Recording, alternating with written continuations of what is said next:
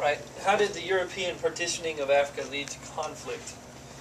Well, there's some debate about this, whether it actually did lead to conflict or not, or if people are just using this ethnic differences in Africa to further their own agendas, and kind of play each other against.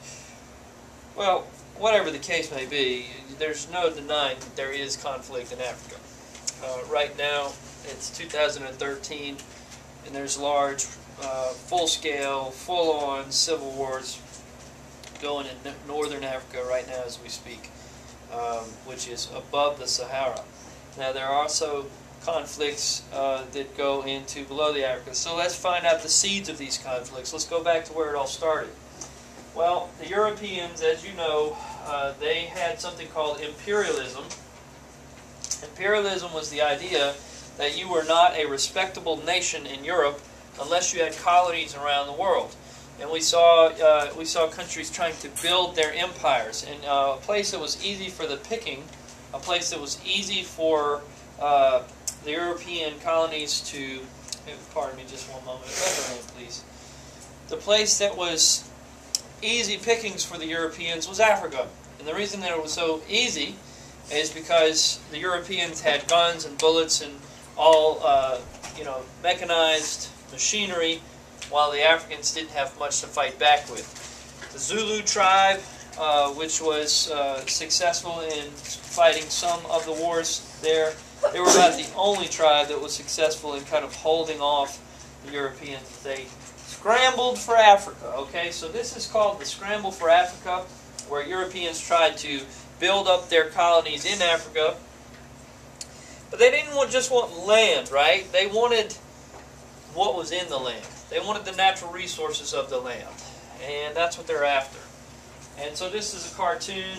You see Portugal up here is trying to grab a little bit of Africa, and Spain is trying to grab a little northern Africa, and Italy over here, and then we got France over here trying to get a little bit of West Africa, and Belgium, and Germany, and we have got Great Britain and the Dutch. And we know that they fought over South Africa in what was called the Boer War, because the Dutch were actually called the Boers. Okay. There's my work cited. That's where I got this cartoon and these pictures. So there you go. Give credit where credit's due. Okay, so this is kind of, I kind of did this on purpose so that you could see. This is where the territories ended up. All this green is French territory. All of the red ends up being British territory. The German territory is brown. The Portuguese territory is orange. Just a little bit over here and a little bit over here. The Italian, of course, is yellow. The Belgian is turquoise. Belgian Congo right here. The Spanish is also red, so that's a little confusing at times. But this is definitely Britain. This is Britain. This is Britain. Spanish didn't have much. And then there is a few that remained independent. This place right here, Ethiopia, I believe, remains independent. Now, what do you see in this? What is this a picture of? Well, this is a picture of all of the different ethnic groups that are in Africa and kind of where they are. So you can see that as the country lines were drawn for the territories of the European colonies, they didn't really consider the different ethnic groups that were living on the land. And they didn't try to carve up the map of Africa according to who was living there.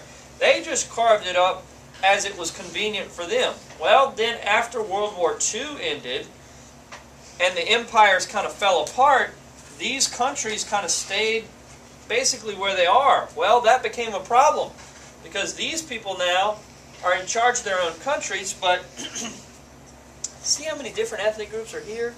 That's going to be a problem later on, because they don't like each other. And now they're called one country. They don't like that.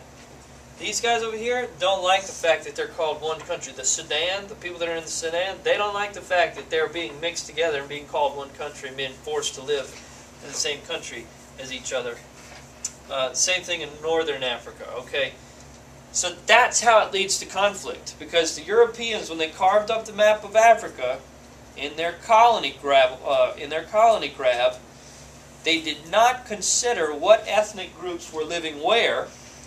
Therefore, further on down the line, 50, 60, 70 years, those ethnic groups are still living there.